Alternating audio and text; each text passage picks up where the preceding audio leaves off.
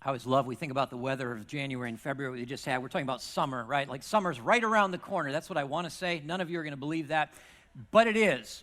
Family camp is coming. We don't want you to miss out. Mark the dates on your calendar. First week of June. Listen, we want to help all of you in the room. If you're a parent, grandparents even, stepmoms, stepdads, we want to help you have amazing memories with your kids. We want to help you create great faith moments with your kids. That's the heartbeat behind family camp. So we do want to help you vacation differently. And for all of you parents in the room, it's not just about future events. We've got a big event coming next weekend. It's called the Parent Summit. There is still time to register, but that window is closing fast. And so you've got today, maybe tomorrow, to consider if you can be here. Next Saturday, it's going to be, again, a great event. And I want to tell you, we have breakouts planned for the Parent Summit because we want to help you parent the best you can at every stage along your child or your children's journey. And we know so much of parenting is sort of kind of working ahead in advance because you know they face different things. We want to help you prepare for that. So you may just have a newborn right now. You're invited. You may have young children, preschool at this age. You may have kids in elementary school, middle school, high school, whatever it is. Come, connect with other parents, be encouraged, and not only that, get trained for what it is you're going to have to deal with in these coming days and ages and stages of your kids' lives. And so we'd love to see you there. All the information, as always, go online, go to BeFearless.org. You can search out the events. You'll find Parent Summit. Check it all out. Get registered for next week. All right. I'm glad you're here today. Very, very glad you're here today because I enjoy it when we get to kick off a brand new teaching series, and that's what we're doing. We're about to jump into a 3-part series, and it's going to take you about a half a second to figure out what we're talking about. We are going to wash the stage in some green lights. We've got George Washington, Benjamin Franklin staring into your soul with a very disapproving glare, I might add, right? Right? Have you ever noticed that? Right? It's the pursed lips. That's what's happening there. But we're going to spend these next few weeks talking about money. And I know as soon as we introduce that subject, there are some of you that might be more inclined to push back from the table rather than lean in. And maybe you're new, again, might be brand new to Fearless Church Today, and you say, okay, great, day one, and this church is going to talk about money. But some of you, I know, experientially in life, maybe all of us have had this somewhere in life, whether it's an individual, maybe even a family member, a business, an organization that has either maybe tried to con us out of our money or sell us something that we're not looking to buy.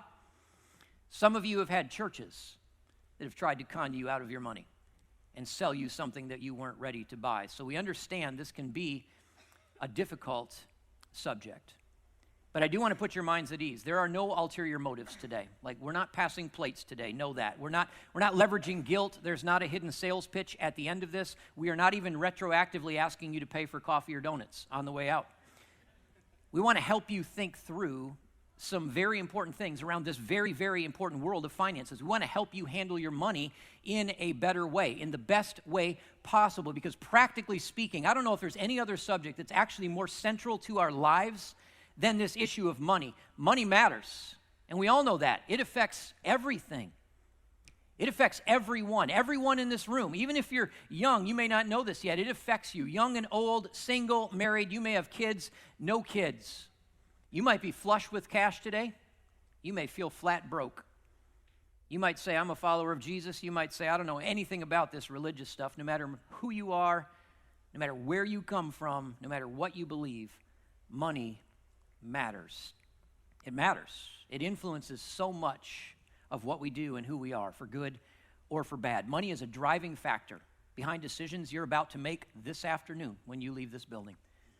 Money is a factor, a deciding factor in decisions you're going to make all throughout this week, all throughout this month, next year. The same decisions you'll be making decades from now. Money determines where we live, how we live, schools we attend, places we go, jobs we choose, jobs we don't choose. On top of all of that, money always significantly impacts relationships in our lives, and so it's never a neutral subject. Like, you know that money crosses over this big continuum of emotion for us. On one end, we all recognize that money sometimes brings great happiness. Like, it is a tremendous blessing. Some of the greatest memories you might have, experiences in your life, come from the recognition that you've got resource to do something that you couldn't do otherwise.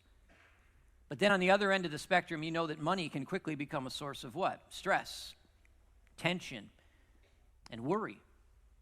And sometimes when it comes to money, there's fear in the air, fear about the economy or growing inflation and shifting interest rates, or maybe it's just everyday things, the price of groceries, you're paying rent, you're getting your kids shoes for soccer, you're handling cell phone bills, paying down credit card debt, managing your car payments, maybe you're just trying to figure out how to reload the Starbucks card. Whatever it is, day by day, we are handling money, and it takes a practical and an emotional toll on us. And certainly, if there were ways that we could reduce stress when it comes to handling money, I think we'd all be open to it. And I do know this, if there are better ways to handle our money, man, we all want to find it. Money matters, and that's the agenda. That's the agenda for these next few weeks. We want to help you take steps in a better direction when it comes to handling your finances. Money matters to us, but here's the good news today. Here's the good news. Money matters to God. Money absolutely matters to God. In fact, the truth is God wants to help you in this arena more than you might imagine. God has some very, very important things to say to all of us when it comes to money. He is a deep well of resources, and the Bible speaks to this subject actually over and over again. And it speaks to everybody in the room. Again, new to faith, just coming back to your faith for the first time in a long time. Maybe you've been a faithful follower of Jesus. Wherever you are in your spiritual journey, God has something to say specifically to you about the best way to handle your money.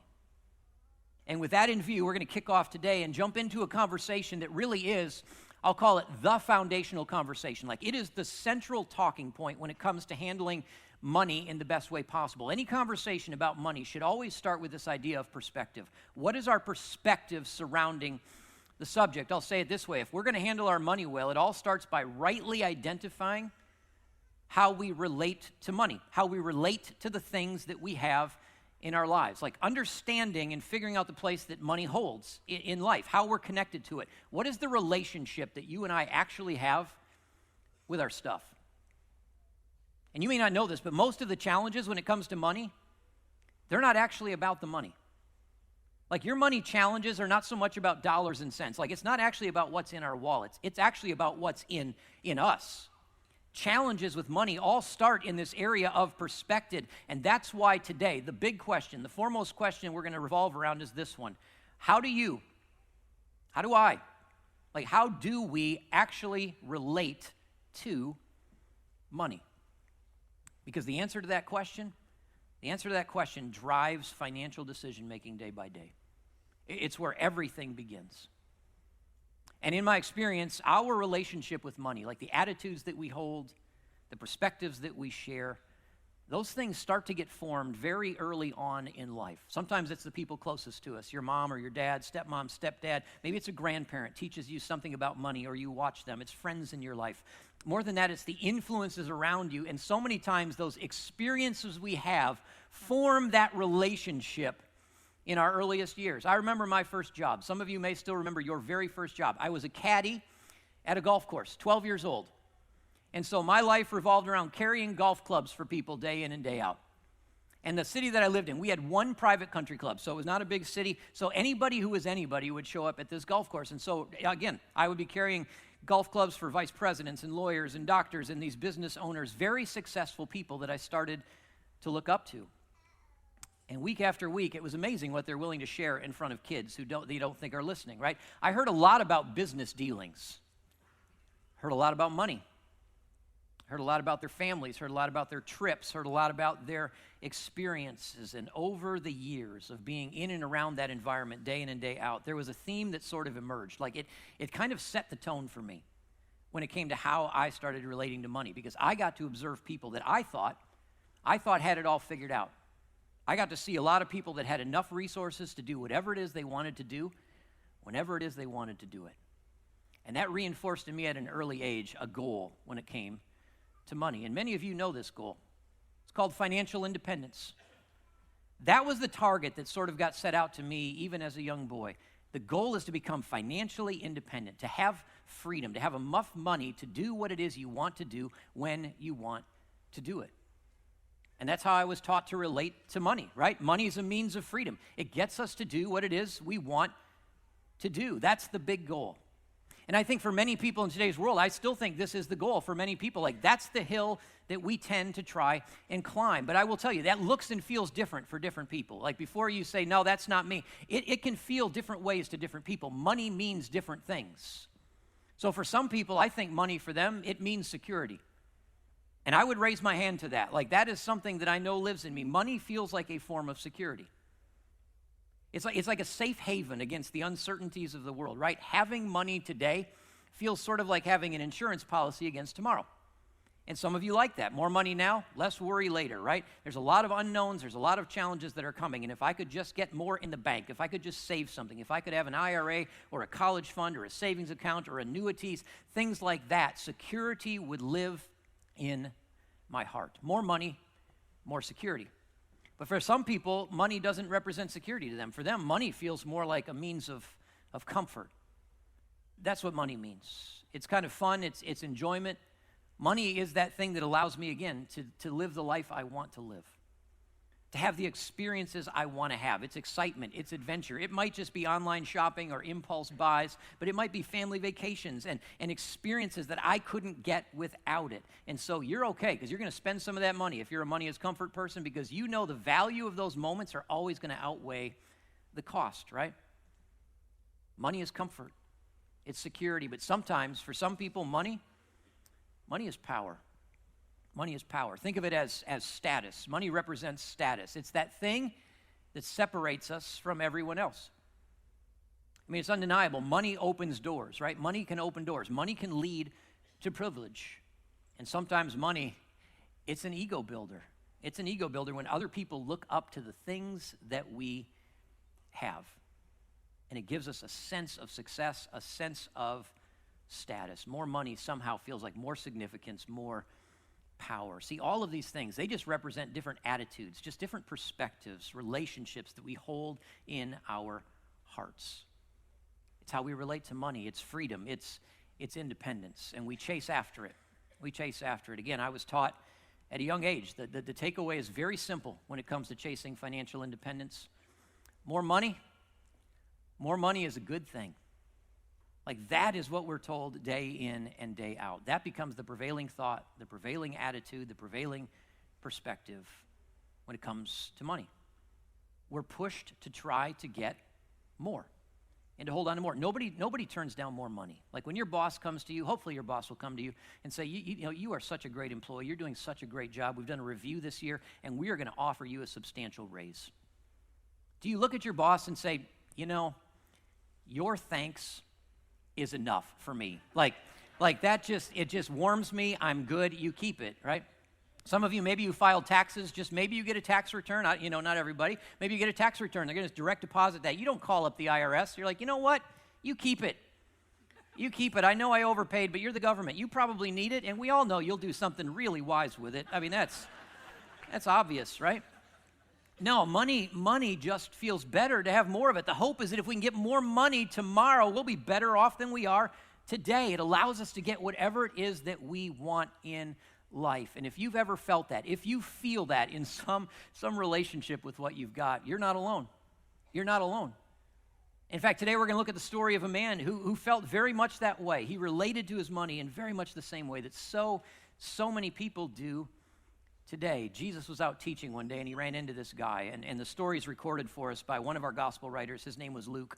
And at this age and stage that Jesus was, he was a teacher at that point. He had become a rabbi, and as a popular rabbi, he would travel around, and groups of people would follow him to listen to him teach. And Luke tells us that one day, someone in the crowd, so he's out teaching, someone in the crowd said to Jesus, technically interrupted Jesus, "Teacher, tell my brother to divide the inheritance with me." Feels sort of like a strange request. I mean, in the world we live in, I've been doing this for 25 years. I've never had a single person stand up in this type of environment and ask me to help sort out their legal disputes and assets. It's not going to happen today either. In this case, though, he said, "No, I need some help because I'm trying to get an inheritance." Most of the time, the inheritance would be divided among brothers in the family. And so this guy says, hey, more money is better for me. I want to secure that portion of what I am due. And so Jesus responds to the guy that interrupts him, and he says, "Who appointed me a judge or an arbiter between you?" In other words, Jesus is not quickly inclined to jump in. He's not going to help the man in the way that he's hoping. Because now he turns his attention to the crowd. So there was one person interrupted him, but he says, no, he turned to the crowd, to everybody else listening, and he said, watch out. Be on your guard against all kinds of greed. He says, life does not consist in an abundance of possessions. And I wonder at that point if the guy recognized things have gone sideways, right? He's not dealing with your request anymore at all. In fact, he's using you as a case study, as an example, to put out in front of everyone else. Be warned, if you interrupt Jesus, that's what's going to happen. And so Jesus looks at this crowd, and with this interruption as a backdrop, he says, I'm going to use that. I'm going to tell a story. And Jesus goes to tell a parable. And a parable is a story that challenges the way we think about things. And in this case, Jesus is about to challenge the way that people often relate to their money. And so Jesus did. He told them a story. He said, the ground of a certain rich man, said it produced a good crop. And so this rich man, he thought to himself, what shall I do? I have no place to store my crops. And he said, this is what I'll do. He said, I'll tear down my barns and I'll build bigger ones, and there I will store all my grain and all my goods. And he says, I'll say to myself, you have plenty of good things laid up for many years. So you can take life easy, eat, drink, and be merry. So Jesus leads into this story and introduces us to a main character. He's a rich man. He is a wealthy landowner. Business happens to be thriving. Production is so good, he's confronted with a legitimate business question. How am I going to handle the projected growth, right? Where should I store the increase?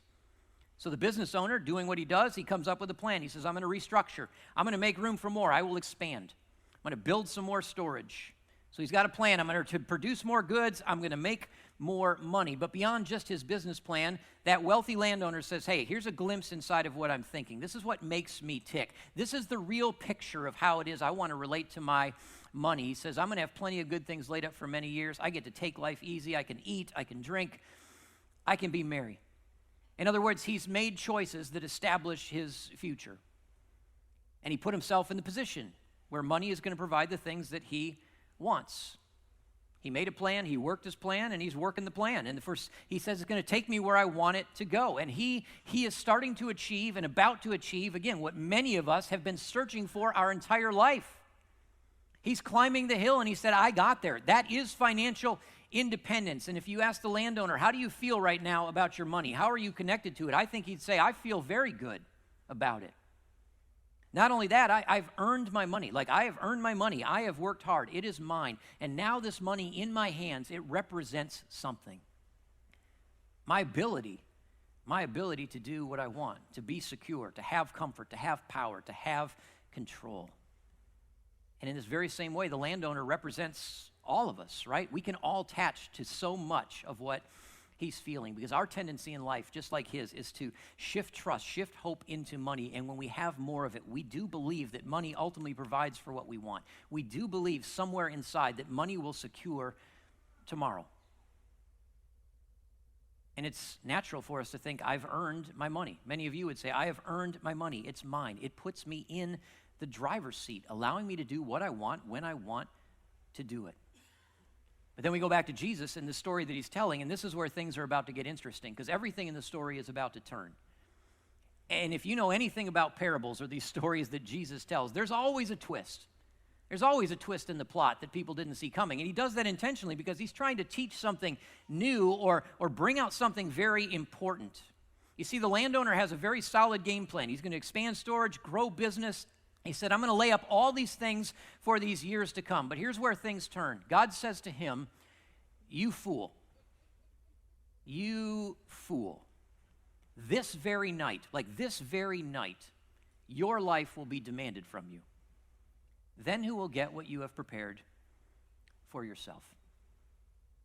See, that landowner, he sees money, he sees possessions as evidence, proof that he was self-sufficient. And he did firmly believe he was controlling his future. But in no uncertain terms, in an unexpected moment, God reminds him that that's not the case. In fact, it's never been the case. See, Jesus is exposing the fatal flaw in the man's perspective. In pursuit of his financial freedom, God unveils this true reality that having money doesn't actually mean that we're self-sufficient. The resources that we hold in our hand, the things we have at our disposal, they're not actually a source of security. They're not. They can't guarantee comfort, happiness. They don't hold power that puts us in control. Simply put, no matter how much we have, wealthy or not, we are not in charge. We're not in charge. And Jesus tells this crowd to the story to make that point about how we relate to money. Jesus says, forget about the rich man. He said, that's how it's going to be with anyone who stores up things for himself, but is not rich toward God. See, that landowner, I know I'm picking on him, but I think what he ultimately thought he had was freedom. Wealth was the guarantee of the future, and for that, God called him a fool. He said, you're a fool. And you got to understand, the landowner, he was not a fool because he had money. He was not a fool because he was wealthy. He was not a fool because he worked hard. He was not a fool because he had a plan for the future. No, God is not saying condemn wealth, advocate poverty. That's not what he's saying. He's saying, no, the landowner was a fool because he didn't comprehend the fundamental truth. All the money in the world can't guarantee a happy tomorrow, because it doesn't actually guarantee tomorrow at all. See, the landowner thought he was in charge. He thought he controlled it all. And when it came to his money, I guarantee you, he thought he owned it all. And when he thought he owned it all, he thought he was in charge of it and could get exactly what he wanted from it.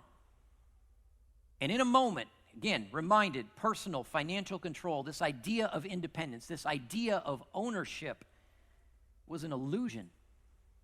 It was an illusion. Make no mistake, no matter how things appear, no matter how things actually appear, God always has been, God is currently, and God always will be the one who upholds our very existence. Simply put, God is in charge of everything. Like, God is in charge of everything. And what does that mean when it comes to the subject of money? It means this: God owns it all. Like, God is actually the one who owns it all. That's the overarching reality. Everything we have, it's not at our disposal, it's at God's disposal. I told you up front, God has important things to say about money. I think this is probably undeniably the most important thing. If you were to sit down and just read the Bible cover to cover, and it talks so much about money, one thing becomes absolutely abundantly crystal clear: God owns all of it. The psalmist says it very simply. He says, the earth is the Lord's and everything in it. Everything. You know what that means, right? It's not ambiguous. Everything. God owns everything, the world, all who live in it. And the writers of Scripture, they just say this in so many different ways. Yours, O Lord, is the greatness, the power, the glory, the majesty, the splendor. Why? For everything in heaven, everything on earth is yours. It's yours. Yours, O Lord, is the kingdom. You are exalted as head over all of it. All of it. The Lord himself says, the silver is mine, the gold is mine. He says, I have no need of a bull from your stall or goats from your pens. You may know they would offer sacrifices and they would bring the best of what they could, thinking that they were doing something majestic in giving back to God in some way. But God is saying, I appreciate that, but I don't need any of it. You know why? Because every animal of the forest is actually mine. You've got some cattle, I've got cattle on 1,000 hills. I know every bird in the mountains, the insects of the field, they're mine. If I were hungry, I wouldn't tell you. You know why? I've got plenty of food. The world is mine. All that are in it. Like, you get the picture, right? Land, gold, silver, animals, smallest insects. God says, I own all of it. It is all his. The earth is the Lord's. Everything in it. The world. All who live in it. See, there is nothing in this world. Nothing in this world that isn't under God's ownership. It's all his domain. He owns it all. Everything we put our hands on. And we're going to put our hands on a lot. Everything we wear, everything we eat, everything we drink, everything we drive, everything in your apartment, everything in your house, everything in your garage, everything in your wallet, everything in your bank account. Guess what? It all belongs to God. It's all his, because he's the owner. And God sort of called out, he exposed this landowner and said, you're foolish.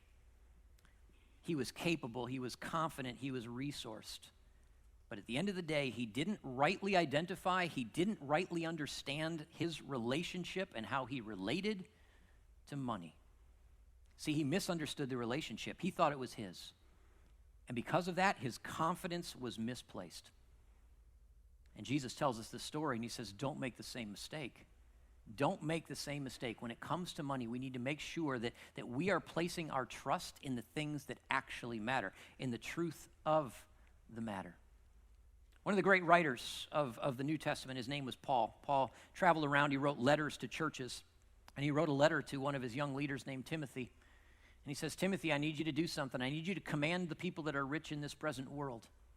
Command the people that are rich in this present world not to be arrogant, nor to put their hope in wealth, which is so uncertain. Who's rich in this present world? We are. I mean, relatively speaking, this command is for us. He says, don't be arrogant. Don't be arrogant. Don't put your hope in wealth. Don't buy into the hype of a bigger bank account thinking that you'll have it all nailed down and you will become untouchable.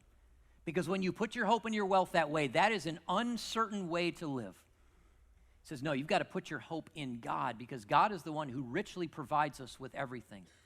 And not even in a stingy way. God is the provider. He provides us with everything for our enjoyment. Paul says, make sure your trust is not misplaced. Don't hope in wealth. Hope in God. Don't lean on your money to do what it is that only God can ultimately do. He's the provider.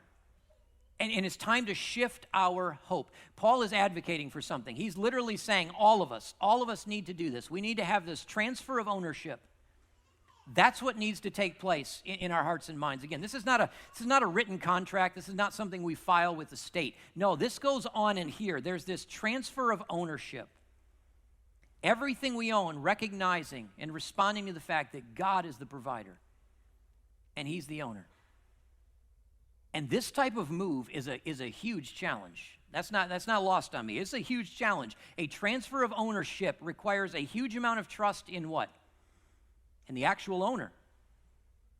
Like, this kind of transfer requires an immense amount of trust. It demands a whole new level of faith in the one who owns it all. And you and I are called, we are challenged, commanded to step out of the ownership role.